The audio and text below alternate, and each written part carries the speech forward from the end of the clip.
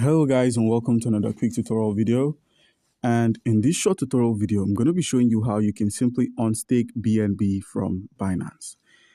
Your first step and the most important step is to make sure you have an account on Binance, else it's not going to work. So by simply using our link, which is going to be in the description of the video, you stand a chance to claim 100 USDT worth of trading fee rebates when you register and verify your account. So guys, with a verified account, all you need to do is simply head over to the wallet section.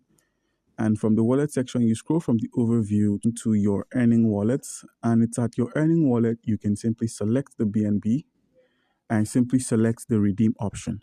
So by doing this, you're going to be ending the subscription, which is basically the staking. By unstaking, you're going to be losing all the rewards you've been holding so far.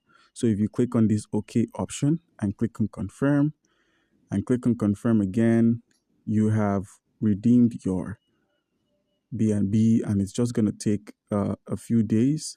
That's about 2 days to be returned to your wallet. So guys, do comment down below if you've got any questions concerning how we can unstake BNB from Binance, and you'll be given an answer. Thank you.